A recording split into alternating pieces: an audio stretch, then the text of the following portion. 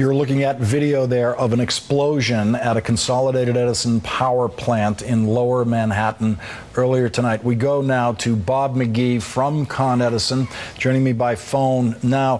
Mr. McGee, what is the state of the power supply in New York City now?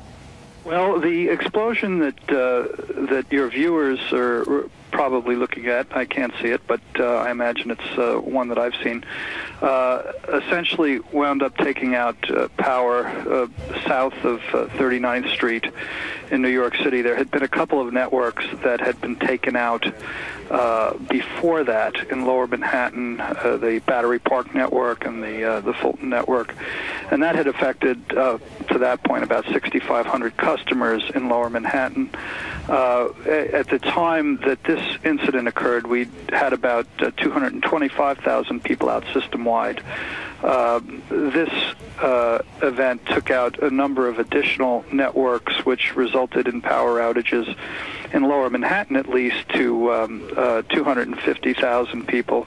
We've gotten some of those folks back. They're at about 225,000 out right now in Manhattan, but elsewhere around the system, there's substantial outages in Westchester. We've got almost 150,000 people out in Westchester, and a total of 605,000 people out in the 5 boroughs of New York City and Westchester.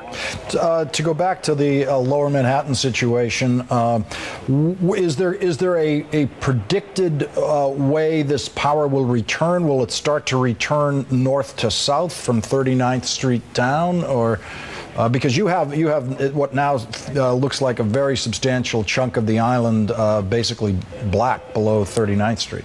Well, it's with the exception of a tip of the southwest part of Manhattan at the Battery.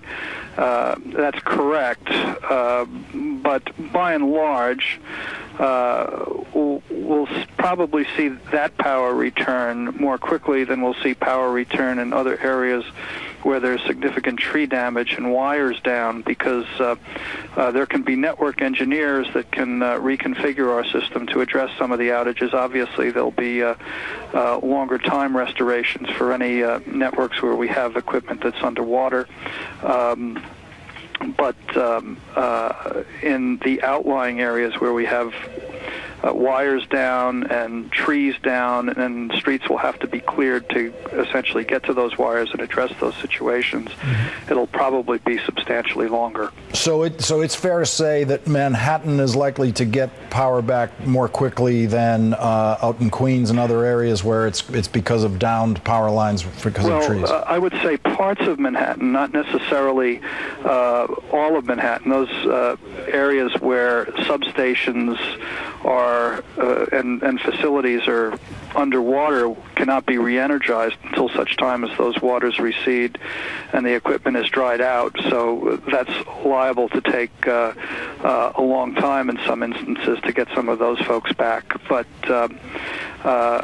there is great redundancy in the Manhattan network, obviously, because of the heavy concentration of businesses, and so there are some additional things that our network engineers are able to do, as opposed to some other areas where there's single overhead networks out in outlying residential areas.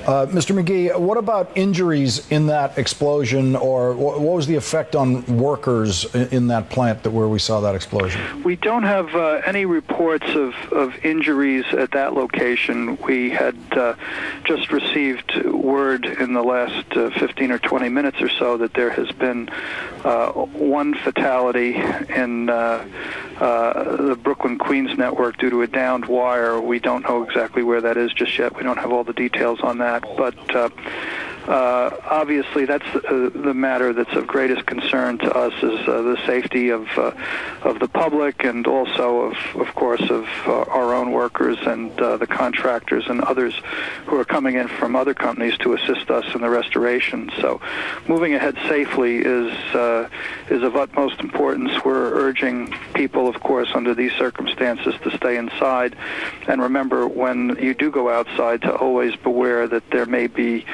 downed wires amid debris and leaves that you don't see or in water that you don't see, and obviously the consequences of that can be deadly. So proceeding with caution at this point until the storm passes is what's of utmost importance here.